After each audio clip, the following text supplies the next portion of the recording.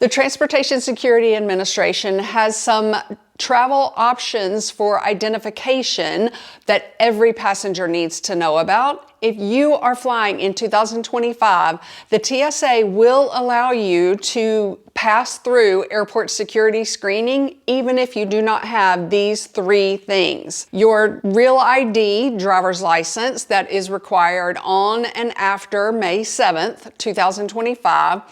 If you've lost a passport, you are still going to be allowed through. If you have lost your wallet and you no longer have a driver's license, you will still be allowed through. I'm going to teach you alternate ways to get through airport security, as well as give you some really important travel tips that will help you protect your passport or your identification from getting lost or worse, stolen. These are some options for your identification if you need to fly in 2025. One alternate form of identification in United States airports, if you do not have the real ID by May 7th, is to just produce your passport at TSA checkpoints. I used to only use my passport for domestic travel for 3 reasons.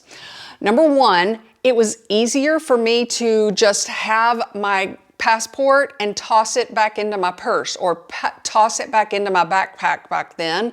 I didn't have to try and find my little bitty driver's license. Number two, it was less likely that I would lose my passport because of its size.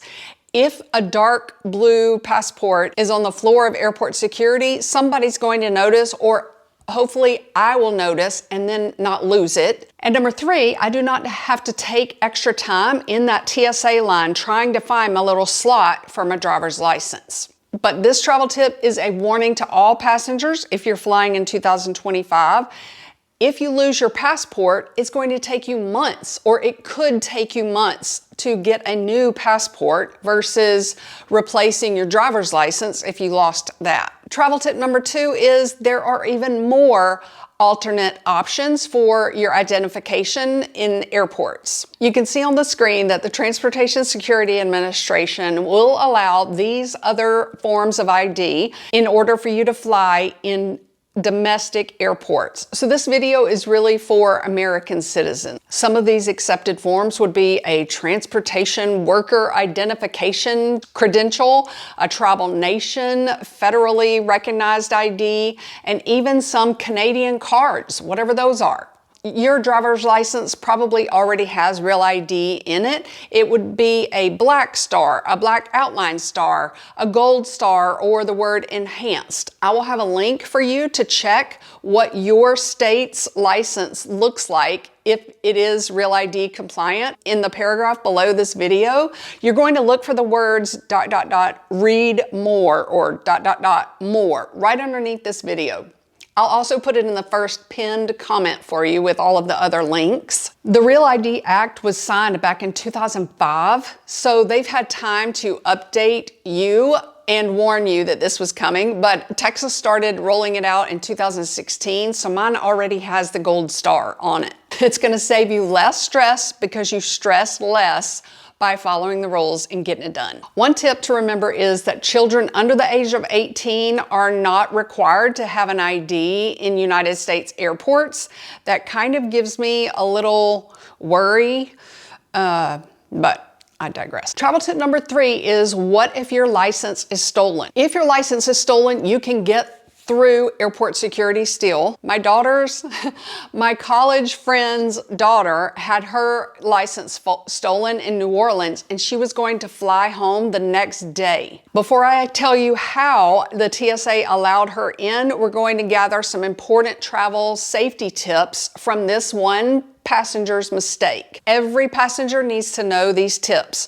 Her license was in the little pocket of her phone, so it's attached to her phone. Some anti-theft travel tips we can learn from her mistake are, number 1, do not have your license and your credit cards in that little phone case. Number 2, do not walk around with your phone hanging by itself or loosely. Every passenger needs to learn from this travel mistake. Her license was in the phone case, and the phone was not in a purse, okay? The phone was stolen from her hand and the criminal got her identity that way. Here's some anti-theft travel tips we can learn from her big tourist mistake. Number one, phones have one of the highest return on investments for thieves. If they steal your phone, that means they can get a lot of money. Number two, do not hold your phone loosely when you're touring, especially in a crowded area. As soon as her mom contacted me, I gave her the TSA website's phone number. Go to tsa.gov and under contact, you're going to find their phone number. But another tip is that you can contact them through Facebook Messenger. You're going to write a new message to ask TSA. Here are some tips to help you get an actual TSA officer on the line, on the phone or in Facebook Messenger. You're going to keep answering the robot. No, that does not answer my question. No, that does not answer my question. And eventually you'll get a real person's written advice or a real person on the cell phone. I called them and they do answer. The hours are during the week though, just so you know. There are more tips that are going to help you, but here's how that story ended.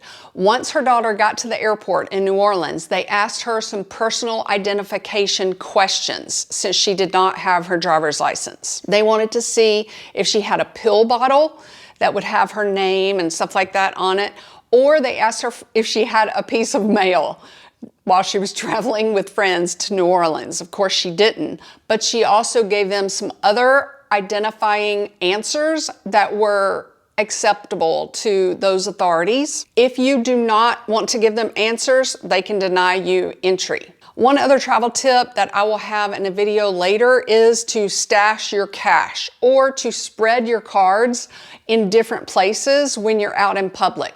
You can keep a credit card in your phone inside a crossbody bag. You can keep one in this sock. My sock has a hidden pocket in it, and that's what I did in New York City. Really, for peace of mind, it just helped me knowing that I had one other credit card in that sock pocket in case one got stolen. For over 22 years, we have left our passport in hotel safes and we've never had an issue. Did you know that your credit cards have more personal information in them than your passport or your driver's license? Be sure you are subscribed and hit that bell so you will get the video that I have on protecting your identity, like specific ways. Travel tip number 4 is how I protect my license from getting stolen. Your driver's license has PII, and that stands for personally identifiable information on it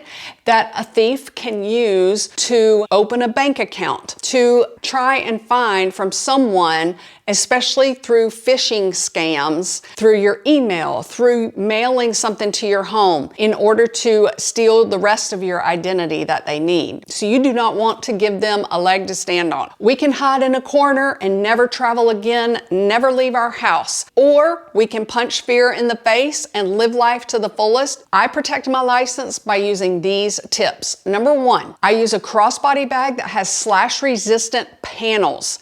That is going to slow down a potential thief.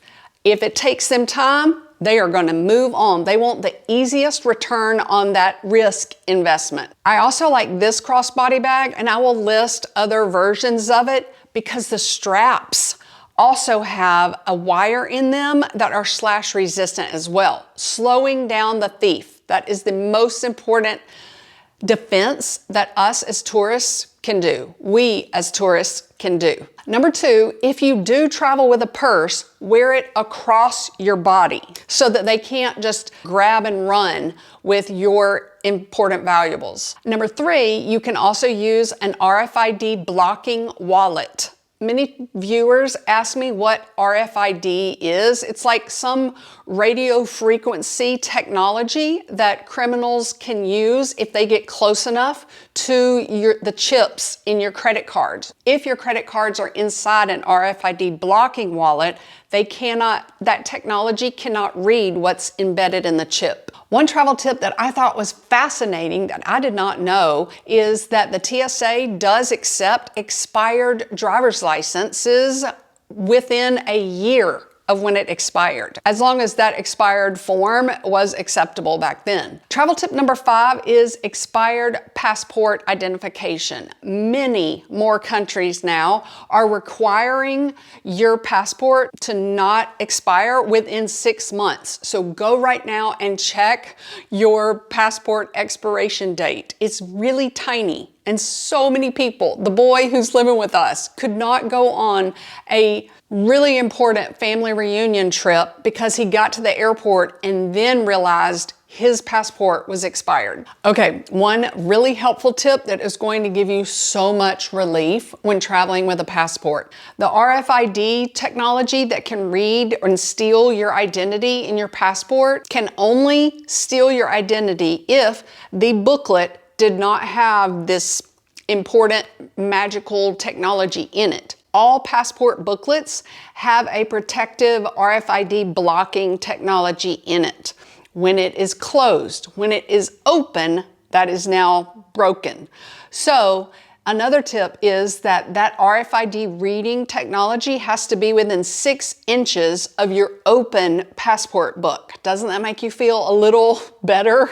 For example, that's how authorities in the United Kingdom are going to know if we Americans have an ETA, an electronic travel authorization. If you haven't watched my little short video about that, I will link it down below, but here's basically what it is. You have to pay for and fill out all the information for an ETA if you are going by boat, stepping foot anywhere in the United Kingdom, by connecting in an airplane or in car or walking across, or if you're landing and vacationing anywhere in the United Kingdom, you have to have that ETA, okay? It's nothing you print out. It's just embedded in your passport once you get it. Travel tip number 6 has to do with digital copies of your ID. Number 1, your driver's license. For your driver's license, you can take a photo with your phone of your driver's license and print it out. To me, that is the safest way because some printed copies are a little grainy and it might be harder for a thief to duplicate that, but you still get to see the actual address and the first and last and maybe middle name. Here's another way. This tip would help iPhone users. You can take a picture of your driver's license, and I'll show you what I'm doing with this. You're going to then go to your photos. Once you pull up that photo, you're going to press down on the screen of your phone and then tap the word copy. After you've copied that picture, now open up the notes section and create a new note. And then anywhere in that space on your phone, press down until you see the word paste and then tap the word paste. And then voila, your picture is now on that part of your notes. And I'm going to name it travel info or something like that. Or something that might be deceiving, doggy food times or something like that. If a criminal got a hold of your phone. An important safety tip for your identification is to go back to your photos and erase that photo because now it's in the notes section of your phone. It's really up to you. Okay, number 2 is your passport digital copy. You can do the same things by taking a picture of your passport information, but here's a travel hack for American passports. Inside the back cover of your passport booklet is a barcode.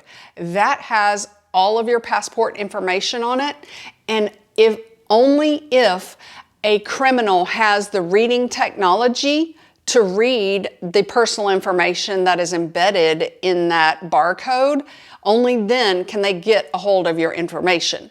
So that's why my travel hack on YouTube and Instagram that went viral to take a picture of that barcode inside the back cover is so helpful because it also gives you peace of mind. You've done your due diligence of having a digital copy of your passport personal information, but it's not readable with your actual eyesight. If your phone is stolen with a picture of that barcode, your identity is safe with that information. So I feel confident keeping copies of that in my notes section of my phone. I also feel confident sending that barcode to a family member digitally, like over email or text. There are certain maneuvers that you can do as a tourist in a high pickpocket zone or crowded tourist area when traveling. I have that video for you right up here and in the paragraph below, as well as in the pinned first comment. But I want to encourage you to keep going. Being observant is one of the best defenses we can have as tourists. We're doing the best we can with the knowledge we have at the moment. We're watching great YouTube videos to help empower us so that we can keep traveling and living life to the fullest, even if we're a little scared. All right, thanks for your time. Leave your tips as well down below and make sure you're subscribed and say hey.